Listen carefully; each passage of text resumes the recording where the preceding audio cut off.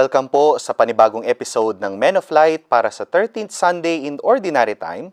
At ang ating pong ebanghelyo ay mula sa Gospel according to St. Matthew, chapter 10, verses 37 to 42.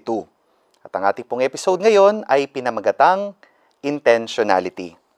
Kung po sigurong papakinggan natin ng mabuti ang ebanghelyo, para bang ang hirap niyang intindihin, ang hirap niyang gawin, at ang hirap niyang unawain, no? In the version of Matthew, we heard today that Jesus telling us that anyone who loves father and mother, son or daughter more than him, is not worthy of him.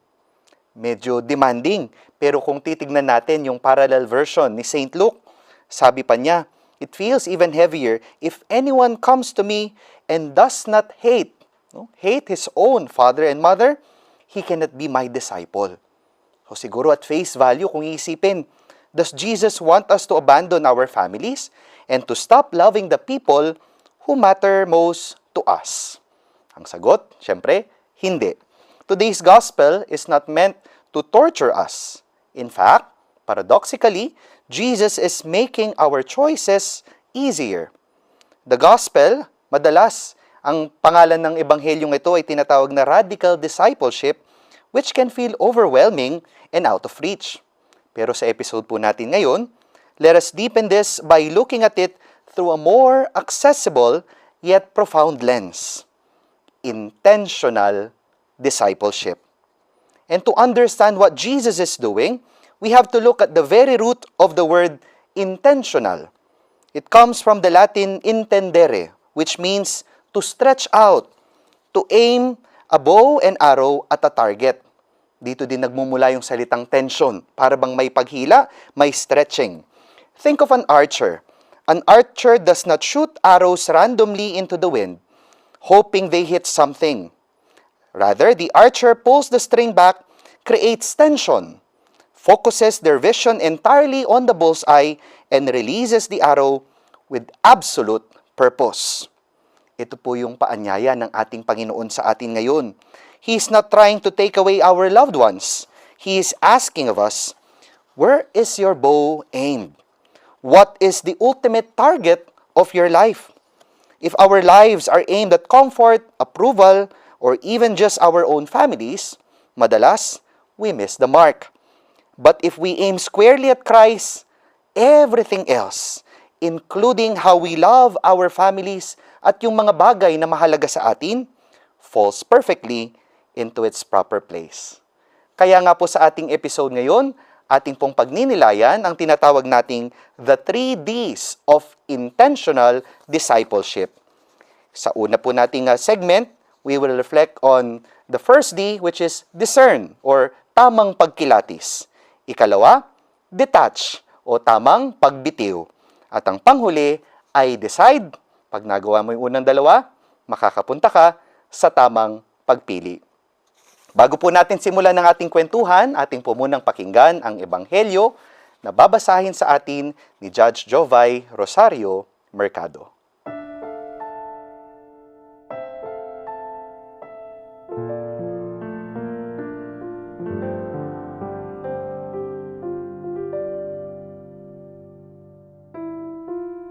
Pagbasa mula sa Ebanghelyo ayon kay San Mateo.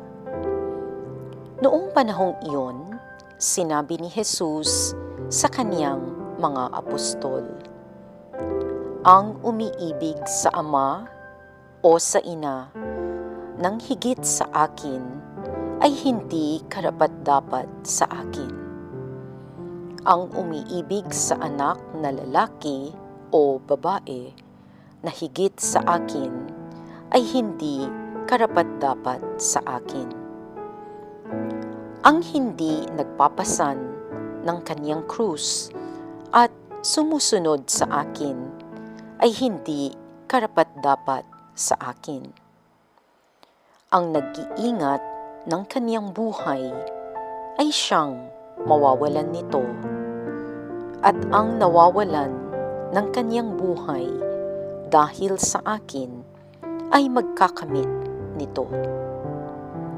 Ang tumatanggap sa inyo ay tumatanggap sa akin, at ang tumatanggap sa akin ay tumatanggap sa nagsugo sa akin. Ang tumatanggap sa isang propeta dahil sa siya'y propeta ay tatanggap ng gantimpala ukol sa propeta. At ang tumatanggap sa isang taong matuwid dahil sa siya'y matuwid ay tatanggap ng gantimpalang nauukol sa taong matuwid. Ang sinumang magbigay ng kahit isang basong tubig na malamig sa isa sa maliliit na ito dahil sa ito'y alagad ko, tinitiyak ko sa inyong tatanggap siya ng gantimpala. Ang mabuting balita ng Panginoon.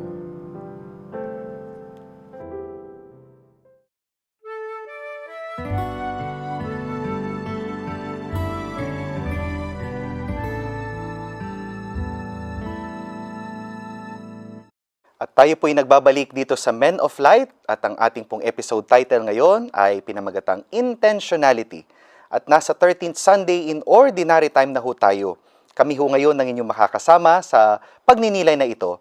Father Justin Gatos po ng Social Action Center of Pampanga. Ito po si Father Deo Galang. I'm very happy to join you for our reflection this Sunday. Brother Joey Angeles po from Angeles City. Kumusta po kayo?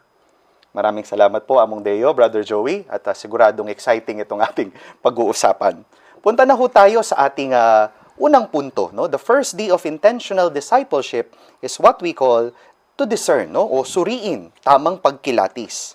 In our gospel, Jesus says, "Whoever receives you, receives me." Paalala po ito sa atin that He often comes to us through other people. The woman in our first reading welcomed Elisha not just as a traveler passing by, but as a man sent by God. She looked beyond appearances and recognized God's presence at Him. Ito po yung discernment, di ho ba? Learning to see with the eyes of faith, to recognize that God may be speaking to us through the people He places in our path. Yung word na receive, no? Sometimes we take it for granted, pero ang laking difference nun, Brother Joey and Father Justin, yung you were given a gift. You were given your baptism, your faith. No? But it's another thing to receive, no? Yung word na receive. Pwede kasing bigyan kita, pero hindi mo tinanggap. I mean, iniwan mo lang sa lamesa mo. You receive a gift, but you did not open it. Or you were given a gift, but you did not receive it. That receiving takes that intentionality also. To appreciate it, to open it. In fact, sa ibang bansa, pag tinanggap mo yung regalo, hindi lang yung tinanggap mo lang kasi binigay, pero pagtanggap opening the gift before your giver. Tayo kasi pag binigyan ng regalo, tatago mo muna. May professor kami noon, European. Binigyan namin ng regalo kasi tapos na yung school year. Tapos binili namin ng parol. Parola, Kapampangan parol na star. Nakabalot, siyempre. Nag-contribution lang kami, konti lang kakaklase. Binili namin ng parol na kapis. Para lang sasabit niya sa kanyang seminaryo sa Manila. Nung pagtanggap niya, si Aldre Quintilier, no? Brita, siya, dati sa school ni na Bishop Ambo. Pagtanggap niya, we were so surprised. Binuksan niya. Sinira niya yung nanay ko, hindi sinisira yun. Dapat, tapos binuksan niya, tapos linabas niya, tapos yung mata niya, lumaki. Nakita niya yung parol kasi gusto na daw magkaroon. Tapos kinis niya. Tapos tinas niya. Kami naman, saya, balakpakan kami kasi, you felt the joy of the one who receives him. We gave, but he received it joyfully. And that is that part of rationality, no? The discernment of, kasi iba talaga Iba yung word na to see and to notice, no? To hear and to listen, or to react and to respond. All of this in between, yung word of discernment is something that is, and also to be given and to receive. No? It's wonderful. Thank you, Father. Ganda nito. Among Deo and Among Justin, we currently live in an age of information, di ba? But we lack discernment.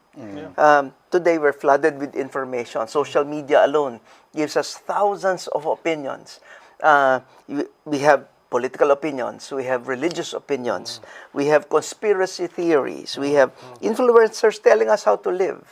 The recent controversies in the Senate and the death of the two basketball players, ang daming mga opinion. The problem is not lack of information. The problem is a lack of discernment. People react before they reflect. They share before they verify. They speak before they pray. Somehow, you kind of get to ask, how do we know whether it's the voice of God from the world or from simply our own desires? And I think that's where discernment comes in. When you try to discern which is from God and which pulls us away from God. Ang ganda po nung mga shinare ninyo. Naalala ko po si Father Omar during the presbyteral ordination anniversary ni Among Maverick, yung pong isa sa batchmate kong pare. Sabi ni Among Maverick, lahat ng ito ay biyaya mula sa Diyos. Sa katabi ko si Among Omar, ang sabi niya po ay, Among, palagay mo ba galing lahat yan talaga sa Diyos? Sabi niya ganon. That's one thing, sabi niya. Pero yung din bang pag-respond mo, pag-receive mo, sabi nga, no? Yung bang nakikita mo yung kumikilos ang Diyos, tapos ikaw ay magre-respond. Yung bang natural na reaction mo doon sa regalong binigay sa'yo. And I think that is also where discernment is para bang mas na-highlight. It's not choosing between tatanggapin mo ba o hindi, pero yung paano mo mas malugod na matatanggap yung biyayang binigay sa'yo. Sa panahon natin ngayon, usong-uso yung automated, no? Automated, yung automatic. Mabilis lang. Parang minsan, second nature na lang. Minsan, third nature pa. Automatic na lang. Pag may nakita mo. Pero napansin ko, yung mga na-scam. Usually dahil you click. Sabi nga, may expression, think before you click. Or discern before you click. Kasi it might lead to the depletion of your funds can be depleted. No? Kasi na-click mo yung isang bogus na fake na link, no?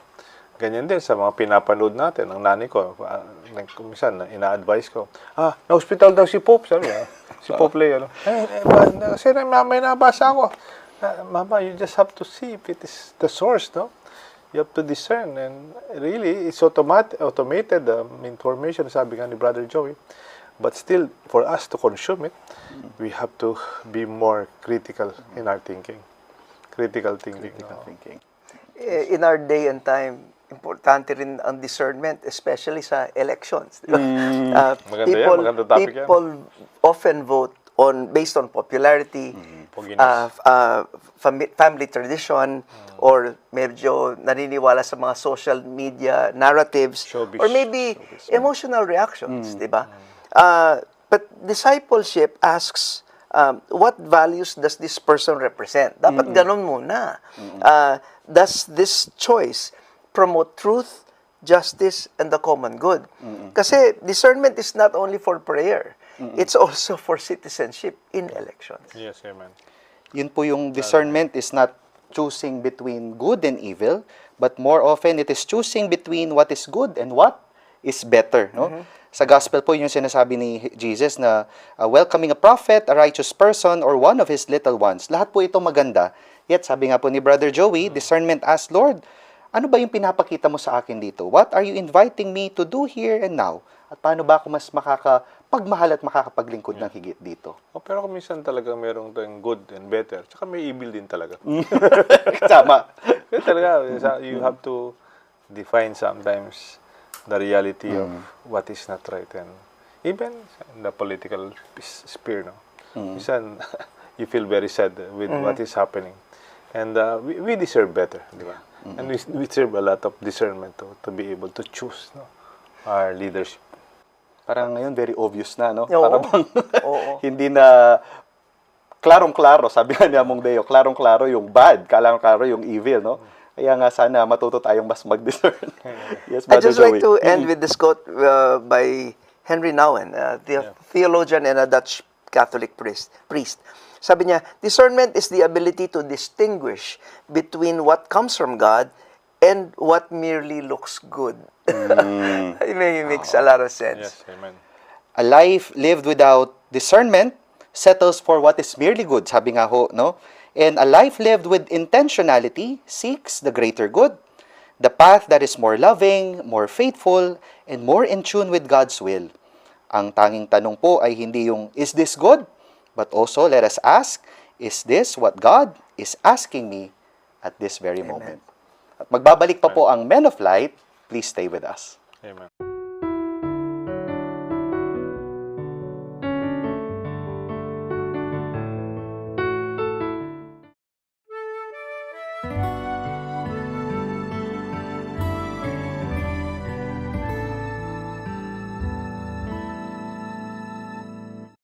At welcome po muli dito sa Men of Light para sa episode natin for the 13th Sunday in Ordinary Time na pinamagatang Intentionality. At kasama pa rin po ang inyong mga lingkod, Father Justin, Father Deo, at si Brother Joey. Punta na ho tayo sa ating ikalawang punto. Kung yung una, the first D is to discern. Ito naman ikalawa, the second D is to detach. Tamang pagbitiw. Sabi rin ho ni Jesus sa ating gospel, whoever finds his life will lose it, and whoever loses his life for my sake will find it. Ito po yung tinatawag nating the theology of the cross. To cling desperately to our own definitions of security, comfort, and even our relationship is to choke the life out of them. Tama nga naman, di ho ba? Kapag talagang mahigpit yung hawak mo, mahihirapan hindi lamang yung hinahawakan mo, kundi madalas pati ikaw. Yes, Amo Deo. Yes, so yung pagbitiw is some kind of a liberating experience. If sometimes you feel we cannot let go because something that is important, but you realize it's the only way you can be free from your past or anger or resentments. May isang movie, yung title niya Alive. Ay, hindi. Ang title niya My Life, My Life. Si Michael Keaton at saka si Nicole Kidman. Si Michael Keaton is a very young father, husband also. Malit na malit yung anak. Very promising yung buhay nila. Suddenly, he was diagnosed with cancer. And because of that, talagang totoo na, no? He went through a lot of therapy, meron bang Chinese medicine, iba-ibang talagang nandyan na yung cancer niya, at saka nakikita na yung katawan niya. And then, every night, nagkakaroon siya ng parang nightmare. Yung nightmare niya, simple lang. Nakasakay siya sa roller coaster. At yung roller coaster, sumisigaw siya, parang nauuha na, susigaw. Tapos yung first time focus ng camera, yung grip. Okay. Grip niya dun sa bakal. Talang mukha niya, sakit. Tapos, and then through the nakita niya yung anak niya. Tapos, kaya yung palang kapatid niya, tsaka nanay niya, tsaka hindi sila nag-uusap. Tapos yung reconciliation sa kanyang kalooban, sa nakalipas niya. And he went through hanggang the last days of his life. Na yung tinanggap niya, tapos nag-record pa siya para sa anak niya, happy birthday, first birthday, second birthday, third, kasi wala na, someday mawawala siya. Before he died, parang yung kanyang dream, yung kanyang nightmare, napilitan ng dream, no? Yung naka-roller coaster pa rin siya. Kaya lang this time, he let go of his grip. And then he raised his hand, parang, ang saya siya, parang ang saya, parang nag-enjoy siya sa the other side of the roller coaster experience, no? And then parang saya-saya. And then that's the time he was dying. I think medyo experience yung medyo negative ng konti. But at times, letting go is also enjoying the fullness of, allowing the hands of God to take us more than our own grip, no? Our own hands. Among Justin and Father Day, I'm reminded of the monkey trap story. Di ba? Some hunters kasi, to catch monkeys, they use a very simple trap. Yeah. Yung coconut, tapos they hollow it, and then put a fruit inside, and with a small hole, nakasya lang yung kamay ng monkey. When the monkey smells the fruit, he goes there, puts his hand in, and grabs the fruit. But because he is holding on to the fruit, hindi niya mailabas. Yeah. Kumbaga parang the monkey remains trapped because he refuses to let go. Yeah. Sabi nga nila, the trap is not the coconut. Yeah. The trap is the attachment The grip. to the grip of the monkey on the fruit. Sometimes God doesn't He's not asking us to fight harder. He is just asking us to release what we refuse to let go. Yeah. Ang ganda po nun, no? Nice kung bumalik doon sa image natin, yung intendere, the archer, no? The archer image, no? Detachment is simply letting go of the arrow, no? Kapag ka yung archer, yung nagpapana, holds on to the arrow because they are afraid to lose it, the arrow will never fulfill its purpose, no? Naalala ko rin po nung minsan na may kakwentuhan akong isang pare, sabi niya, si Among Ching Fuertes, sabi niya, no? Isa yun po yung pare na in charge po sa mga indigenous people dito sa Archdiocese. Sabi niya, siguro dire-diretso na yun ng langit, sabi ganun. Pwede. Bakit? Sabi niya, kasi sabi niya, talagang napaka-detach niya. Sabi niya, yung bang talagang malaya lang siya. Tinanong niya, tayo kaya? Sabi niya. Apo Deo. Naalala ko yung image mo ng Archer. Merong famous author, pangalan niya, Khalil Gibran. Pakistani yata eh. Pero yung tawag sa kanya, The Prophet. No? Meron siyang book, a small book. One of the chapters there entitled On Parenting. And then on parenting, sabi niya, you parents, you are like the archer. And you are like the bow. And your children are the arrows. You'll be stretched so that the arrows can fly to their destination. And you have to let go, no, to allow your children to reach far and wide. Siguro mga parents, no, yung experience of being parents. Nung mga bata yan, hawak-hawak mo yan, literally, umawak sa'yo. Siguro, sometimes you tell them what to do. Almost every day, then later on, you have to let go, di ba? You know better about it. Pero Khalil Gibran takes point of parenting as an experience of, like being the bow, no, more than the art. And to let go. You'll be stretched. Mo. But the point is not for them to stay, but to fly and to reach their destination. Yeah. Detachment is very Ignatian. And Saint Ignatius says that one of the things that we have to detach from, there's a term for that, disordered attachments. It's not necessarily that the attachment is bad. The attachment to something good that has become too important to you. Halimbawa, wealth, success, comfort, power, approval of others, in itself, hindi namang masama eh. Pero pag sobra na yung kapit mo, doon na siya nagiging masama. They are things that are good in themselves. But the problem comes when we cling to them so tightly that we cannot let God lead us anywhere. Yeah, right. Amen. Tama. Yun yung sinasabi niya na pagka mas linalayo ka sa Diyos ng isang attachment mo, yan na yung tinatawag na disordered attachment. Alam mo, Deo. And then in our everyday life, you have to let go of a lot of things. Even yung just keeping your room in order. May isang Japanese consultant sa home management, how to keep your room and home in proper order. Lalo na ngayon, dami mong mabibili, sale, dami mong mabibili sa online. Tapos hindi mo makailangan. Tapos yung process niya, parang to let go, no? Just to hold them. Does this still give me joy? And if does not, you can put it. Then you can, mayroon pa siya ritual eh. Say thank you pa. Say thank you. Then put it in a box so somebody can. And maybe those are, kung i-connecta natin sa first, no, yung discernment. Even before you let go, you have to discern. Sabi nga, meron naman mabuting attachment. Something that brings you closer to God. But pero meron naman attachment na they're not good in their direction. One thing struck me doon sa outline mo, Father Justin, yung attachment to unhealthy relationships. According to psychologists, kasi some people, they get attached to unhealthy relationships. Minsan sinasaktan na, pero pilit pa bumabalik. Diba?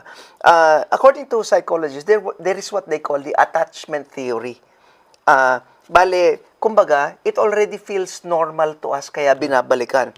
Especially if the child daw grew with emotionally unavailable parents, or inconsistent affection, neglect, criticism, or medyo magulo talaga sa family, sa loob ng pamilya. Kumbaga, they may unconsciously learn daw that love and pain go together. Kaya niya nga yung binabalikan. As adults, we may feel strangely drawn to relationships that create parang a familiar emotional dynamic. Kaya binabalikan. Yeah. Ang ganda po. Siguro mangpaanyaya sa atin dito sa second point is that we look at our life honestly and ask, what is the one thing that we are holding on to so tightly that is keeping us from fully knowing and following Christ? No? Is it pride, a grudge, or unhealthy relationship? An addiction to our careers, to our titles, or maybe pati yung mga screen time natin sa ating mga cellphone, no? Sabi nga po ni Among Deo, siguro pasalamatan natin and learn to detach and let go. Magbabalik pa po ang Men of Light. Please stay with us.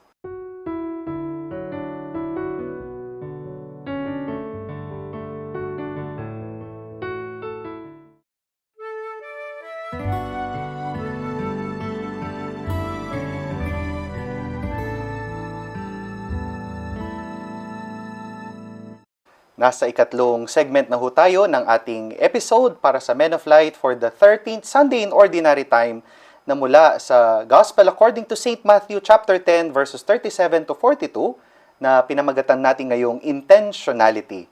At punta na ho tayo sa ating ikatlong punto, no? Para bang ang gandang pagtuunan ng pansin yung isa sa mga instructions ng ating Panginoon. Sabi niya, "And whoever gives only a cup of cold water to one of these little ones, he will surely not lose his reward." Para bang madalas, sabi nga ni Among Deo kanina, minsan mabilis lang na binabasa at hindi natin napapansin, pero yung isa sa para bang specific instruction ng ating Panginoon, a cup of cold water, no? Hindi po ito para bang random lang na sinabi ng ating Panginoon, kundi ito sa deliberate, conscious decision to love. Hindi lang siya basta tubig, kundi cold water. Talaga, sabi ko, kayo nagbibiro lang, may refrigerator na ba doon? O kaya may yelo na ba doon? No? Siguro, mayaman daw na hari, talagang they import ice from ice pero sa ibang bansa. Pero this time is a cold water by, sabi ni Brother Joey, sa cellar, talagang sa ilalim muna para hindi expose sa araw. Pero it's a good, parang kahit tubig lang, you can make it special. Lalo noon. Lalo na noon, no? Hindi lang basta tubig. Ordinary na tubig. But when you give something, it must be something that would really please the person more than just disposing. Among Deo, Father Justin, right now, prevalent na yung commitment crisis sa mundo natin. One of the biggest struggles today is commitment. People want success without sacrifice. They want relationships without commitment.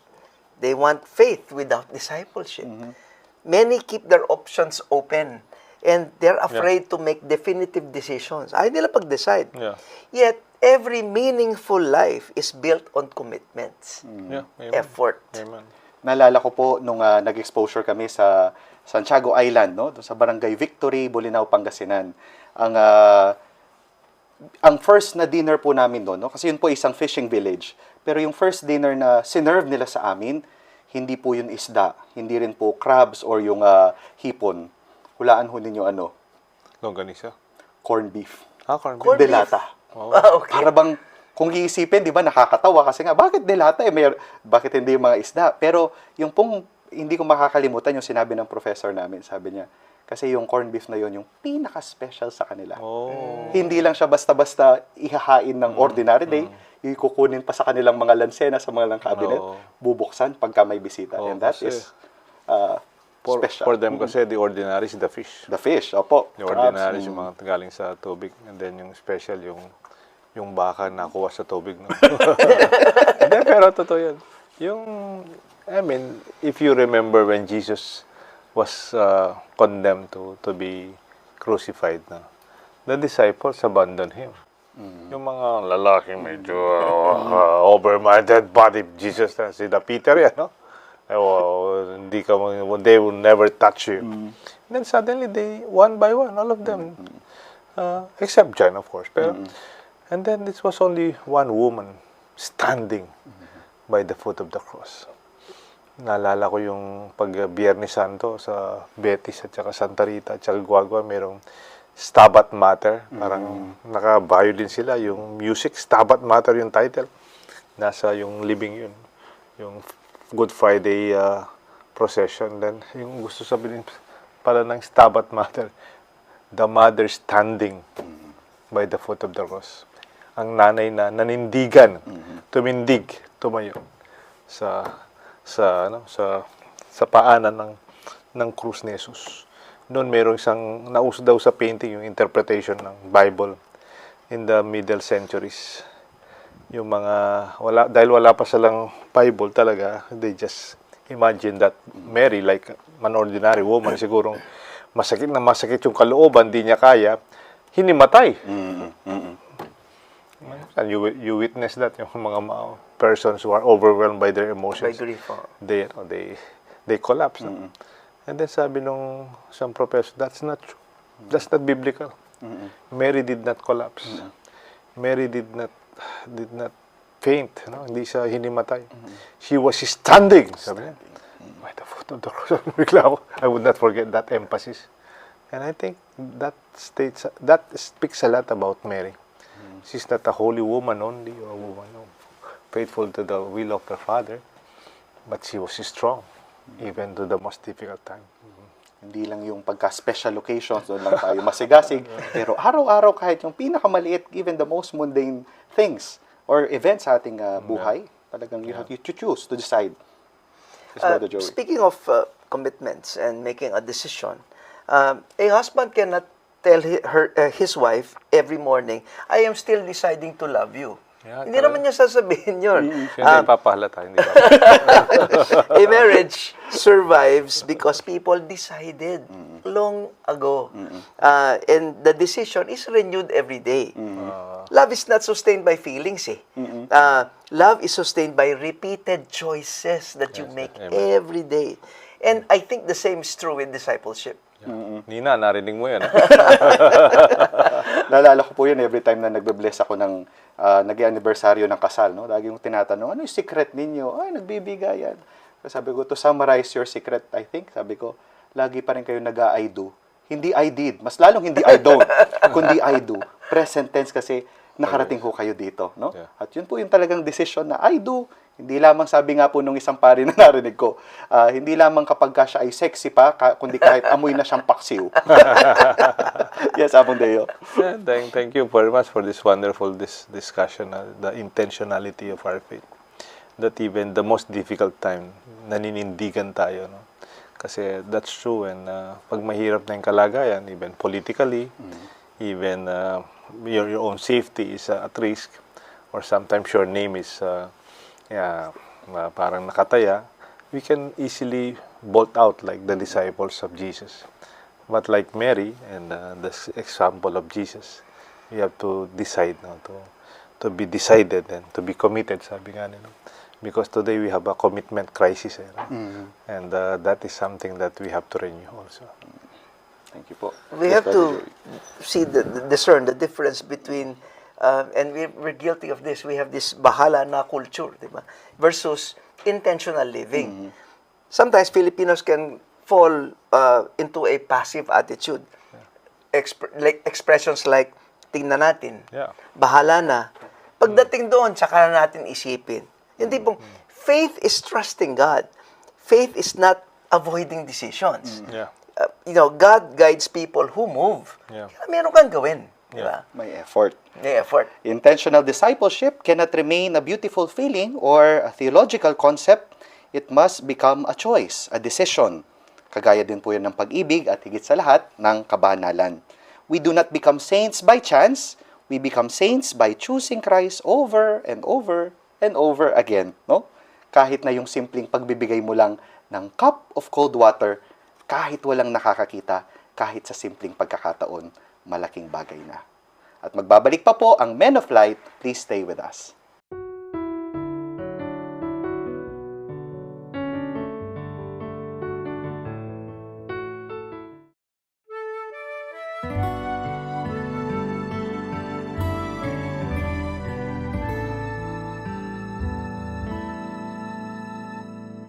At tayo po'y nagbabalik dito sa Men of Light para sa 13th Sunday in Ordinary Time. na pinamagatang intentionality.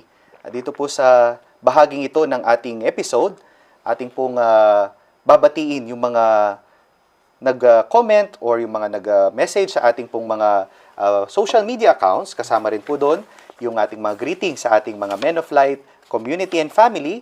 And then to be followed by a short summary and an assignment. And of course, we will wrap up our reflection through a prayer na pamumunuan po ni Brother Joey. Para po simulan na, Among Dayo. Yes, Father Justin, mga greetings po natin. Una, pinakamahalaga, pinaka-importanting celebration natin ay June 28, Yes. 4th anniversary ng kanyang intentionality na maging pare na ang kanyang ordination, si Father Justin Gatus. Happy anniversary. Thank you po, Among. June 28, pero maglilibre siya July na daw. July na po. And then June 29, of course, feast din ng St. Peter. Birthday po ng ating benefactor, si Engineer Peter Nepomuceno. Happy birthday po. Halos kasing edad niya si Aposeto. Medyo tanda ng konti. Happy 90th anniversary for birthday. We're very grateful. Ito pong aming mga kumisa, camera namin dito at saka gamit nito sa Men of Light. It is donated by their family through Tatang Peter Nepomuceno. Also birthday din ni Peter Nogoy from Holy Cross Parish. And then si Ate Nida Dizon and Jocelyn Bartolome, Father John's sister. And also Saida Dizon and Lori Miklat from Sabang Bato. And Christian Enriquez and Gloria Bernardino. And July 3, si Pamela Ann Enriquez. At saka si Dr. Blanca Meneses. Happy birthday, Dr. Blanca. And then July 4, birthday po ni Architect Rico Maglapo. And June 30, birthday naman ni Ate Silang Sapanta of Santa Rita.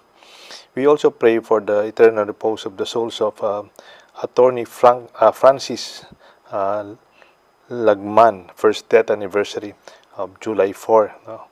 Siya po ay kaibigan natin from Guagua. And also my classmate in the seminary, naging head ng mga lay Pampanga lay missions dito ay si Brother Banjo Serrano. We pray for his eternal repose. Pero birthday ni Banjo. Yun lang, Father, yung aming celebration. Thank you po, Among Deo. At para po sa ating short summary, ang hamon po ni Kristo sa ating ngayong 13th Sunday in Ordinary Time ay hindi para pahirapan tayo, kundi para palayain lalo tayo sa pagsunod sa Kanya. When we live intentionally, when we discern His presence, detach from our idols, and decide for His kingdom, our lives cease to be random and chaotic. Let us pull back the bow of our hearts today. Let us aim squarely at Jesus, and let us trust that in losing our lives for Him, we will finally, beautifully find everything we have ever been searching for. Sabi nga, 3D. Kapag ka nabuo ang 3D ito, ang pagsunod mo kay Kristo, maliwanag at buong buo. At para po sa ating simple assignment po ngayon, siguro we decide to offer a concrete cup of cold water sa ating mga gagawin ngayong buong linggong ito, no? Whether sa family, whether sa community, or kahit sa simbahan. Kung kukumustahin mo yung anak mo na kakapasok lang, kakabalik lang sa school, wag mo lang siyang basta kumustahin, kundi baka pwedeng tulungan mo siyang mag-aral ng leksyon. Kung naman sa trabaho, wag lang siguro basta-basta mangumusta, kundi samahan mo siya sa lunch, o ibahagi mo rin pagdala mo ng lunch itong kasama mo sa trabaho. And even sa church, wag lang po sana tayong magsimba, baka mas magandang dagdagan natin yung time to spend with God sa Blessed Sacrament or sa simbahan. At para po sa ating paglagom ng ating episode ngayon, syempre po, tatapusin po natin ito sa pamamagitan ng isang panalangin to be led by Brother Joey. Let us place ourselves in a disposition of prayer.